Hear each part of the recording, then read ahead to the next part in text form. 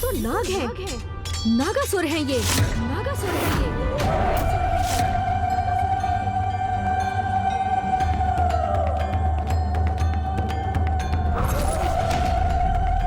हाँ पुत्र गणेश, देवी नकुला इस प्रकार तब ही उत्तेजित होती हैं जब उन्हें अपने निकट सर्पों और नागों का आभास होता है।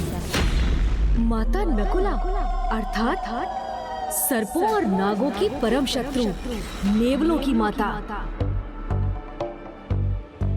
ये नागासुर ही है, ये नागासुर ही, जिन्हें अब देवी नकुला अपने वास्तविक रूप में आने पर विवश करेंगी।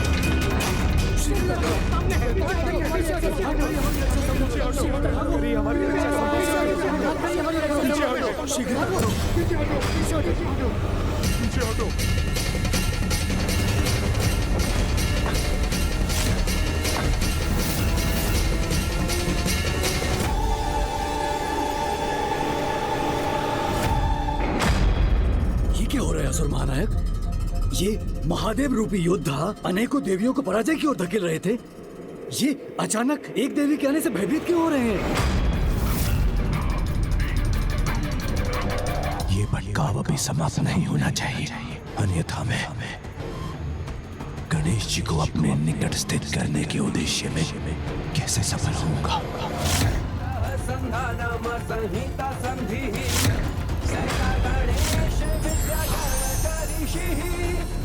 गायत्री छंद गणपति देवता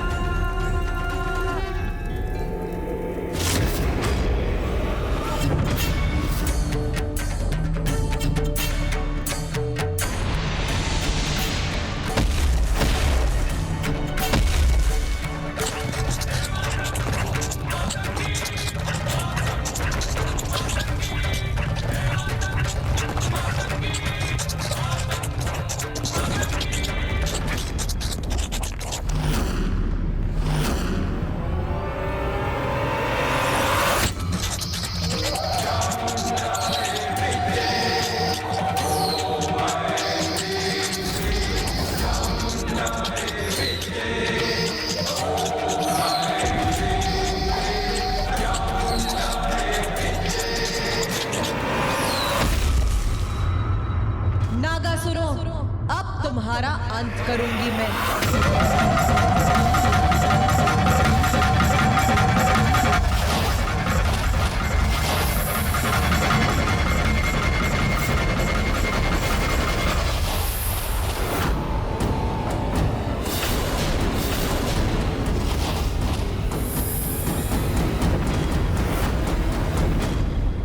ये तो कामरूपी नागासुर है।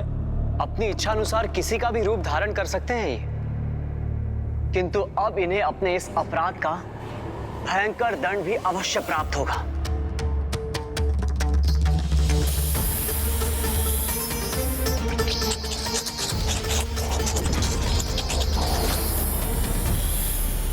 मेरे नागासुरों को पराजित करना इतना सरल नहीं होगा।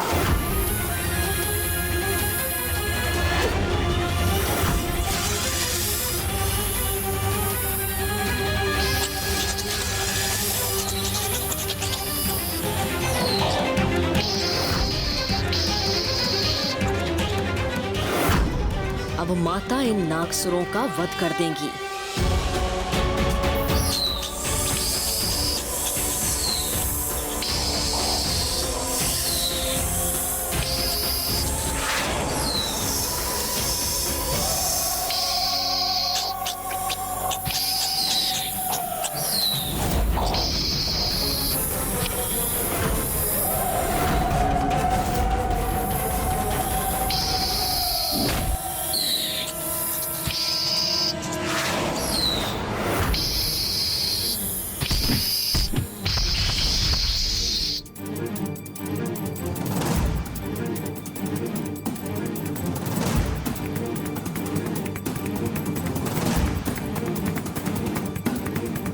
असुर महानायक, हमारे नागासुर तो इन नेवलों का सामना नहीं कर पाए। अभी इन नागासुरों का अंत नहीं होने दूंगा मैं, क्योंकि अभी कुछ समय के लिए मुझे इनकी आवश्यकता है। नागपुत्रों, नागपुत्रों,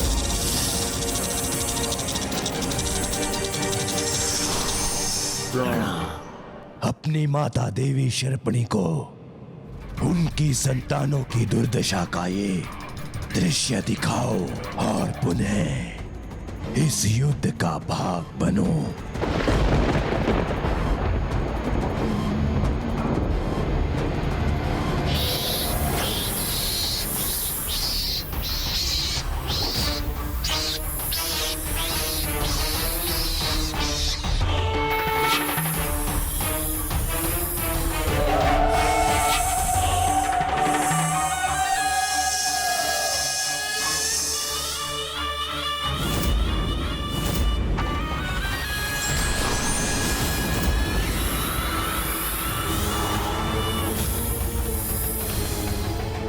नागासुरों, तुम्हारी मृत्यु तुम्हारी प्रतीक्षा कर रही है।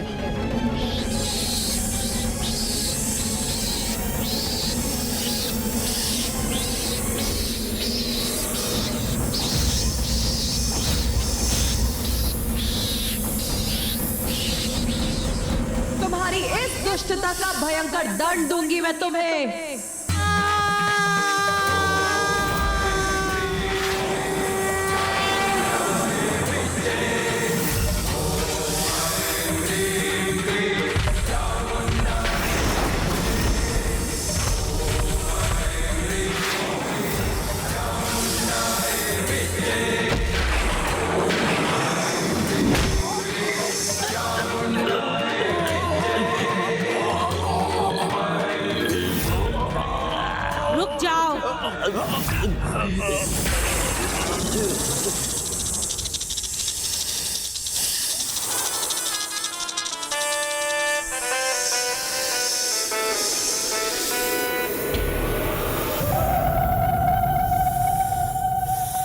देवी शर्पणी, इस नाग असुर सेना की माता, अपनी संतानों की दुर्दशा से अत्यंत क्रोधित हैं।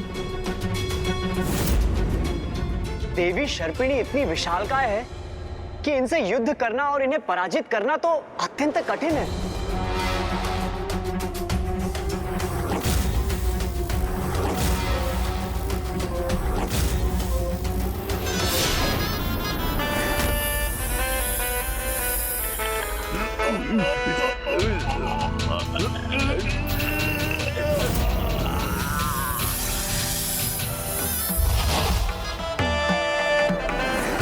देवी शर्पिणी का क्रोध अब इन देवी के अंत का कारण बनेगा।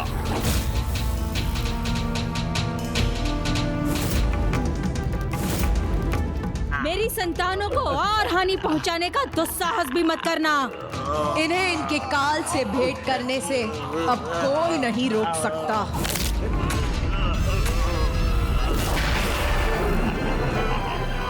तो तुम मेरी भी चेतावनी सुनो देवी।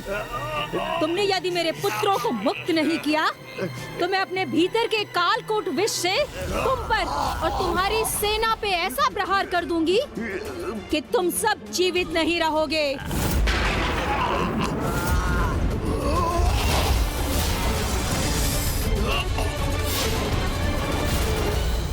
तुमने मेरी चेतावनी भी नहीं सुनी तो लो, अब मेरे कालकूट का प्रहार सहो।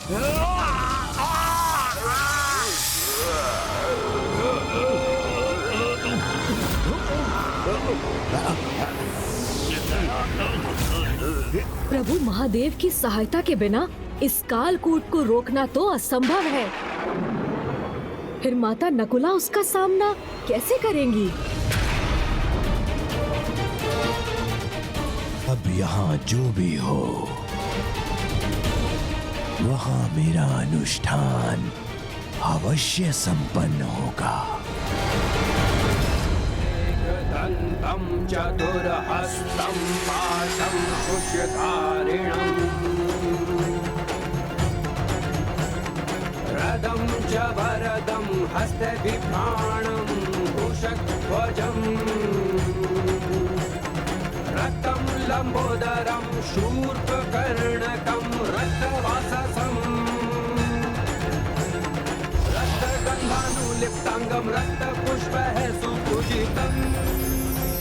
मेरे द्वारा यज्ञ में समर्पित आहुति और मेरे पाठ से श्री हल्दी गणेश श्री गणेश जी के रूप में साकार होने ही वाले हैं।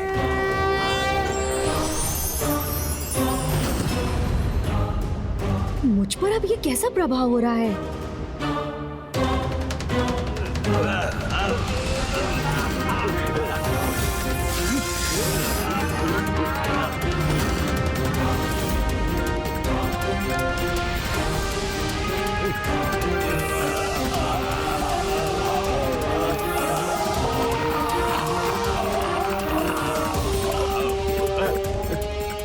हलाहल के समान ही विशैला सर्वनाशी है ये कालकूट विष। ये विनाशक विष देवियों तक पहुंचकर उनका कोई अहित करे, इसके पूर्व इसे रोकना ही होगा। किंतु पुत्र गणेश ने सर्वथा उचित कहा था, संसार के हित में हलाहल विष को अपने कंठ में धारण करने वाले एकमात्र प्रभु महादेव ही इस कालकूट विष का सामना कर सकते हैं। हे प्रभु, हे महादेव, अब तो एकमात्र आपका ही आसरा है। हलाहल विष के समान इस कालकूट विष के संकट को दूर करने की कृपा कीजिए। नंदी जी, स्वामी की ये मधुर मुस्कान मुझे ये ज्ञात करा रही है कि श्री माता ललिता और उनकी संपूर्ण सेना कालकूट विष का सामना करने के लिए सामर्थ्य है।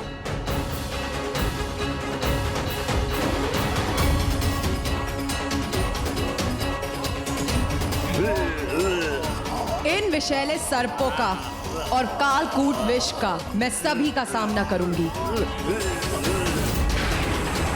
नहीं देवी, मेरा कालकूट विष तुम्हें मेरे पुत्रों को मुक्त करने पर विवश कर देगा। इनकी मुक्ति चाहती हो ना तुम, तो लो इन्हें अभी मुक्त कर देती हूँ मैं।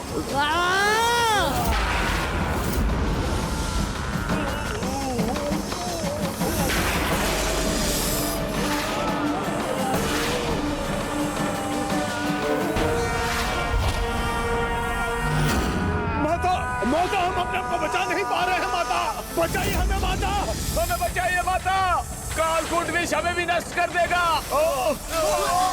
बचाइए माता, माता, माता बचाइए। मेरा विष मेरी ही संतानों को प्रभावित कर रहा है।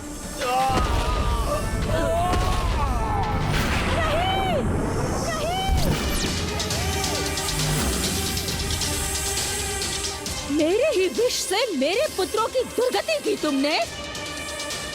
अब तुम अपनी दुर्गति के लिए तैयार हो जाओ।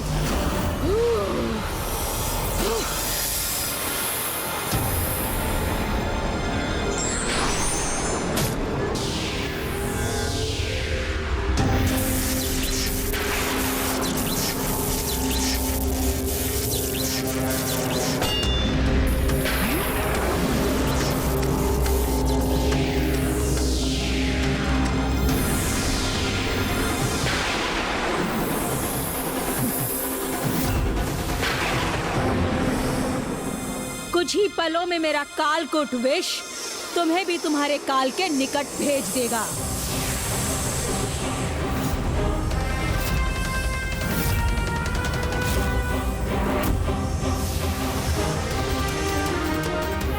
शीघ्र कोई उपाय न सूझा तो माता नकुला और हमारी सेना इस कालकूट विष से प्रभावित होने लगेंगी।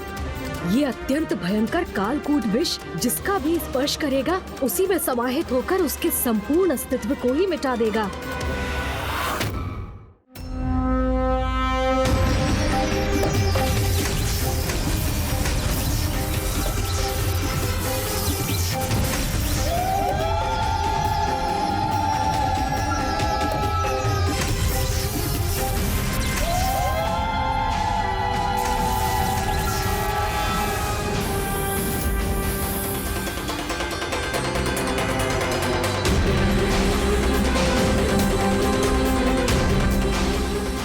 विषैली सर्पों का अंत करते हैं, उन देवलों की माता हूँ मैं।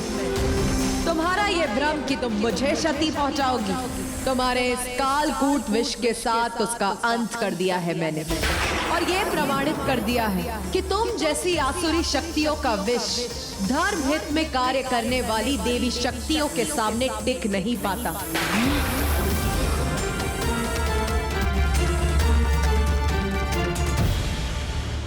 अब शर्पणी देवी के अंत का समय आ गया है। ओम गणपते नमः। किंतु अब भंडासुर अपने अनुष्ठान से एक और संकट उत्पन्न कर रहा है।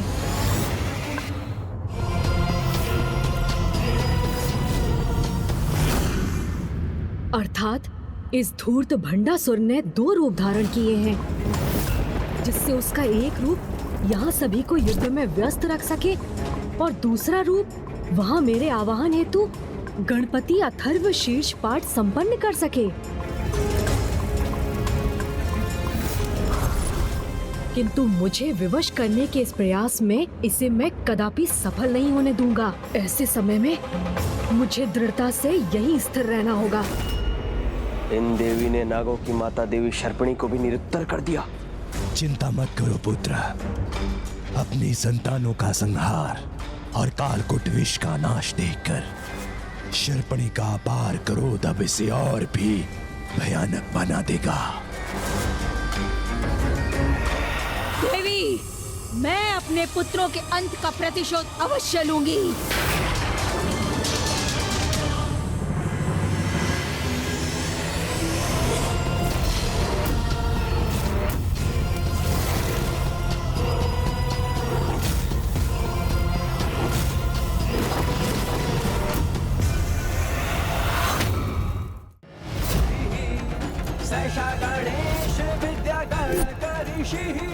आज के युद्ध की समाप्ति के पूर्व मैं आपको यहाँ आने पर विवश कर दूंगा। भंडासुर के पाठ के प्रभाव से दूर रहना होगा मुझे। भंडासुर की पूजा के कारण पुत्र गणेश का विचलित होना मुझे भी व्यथित कर रहा है। तुमने मेरे पुत्रों को, मेरे कालकूट विष को नष्ट किया ना, किंतु मुझे नष्ट नहीं कर पाओगी।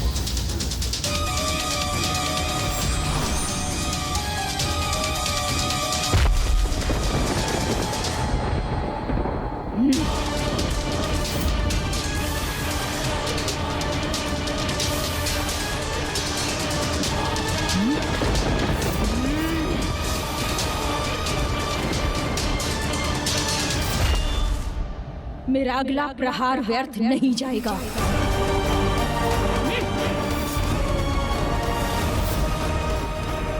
नहीं शर्पिणी, अब जो व्यर्थ नहीं जाएगा वो मेरा प्रहार होगा।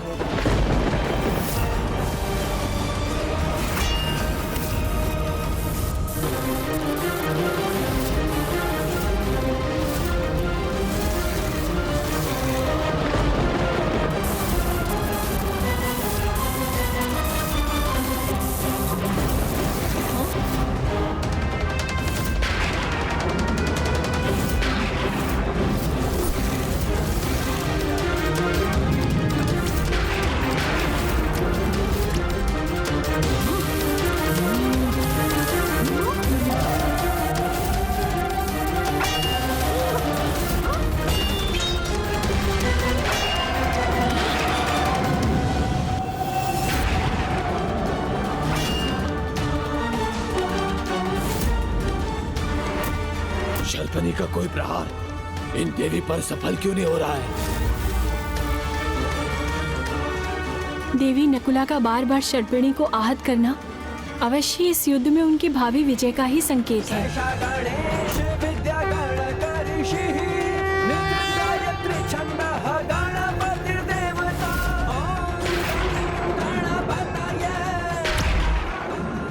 मुझे ज्ञात है पुत्र, तुम हर संभव प्रयास कर रहे हो, किंतु पूजा करने वाले को उसका फल मिलना ही चाहिए।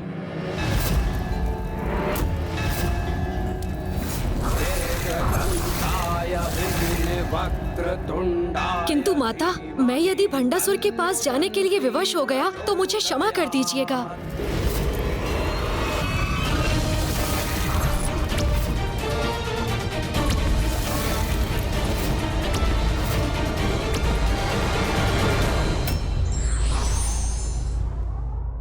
विकट स्थिति में ही व्यक्ति की परीक्षा होती है।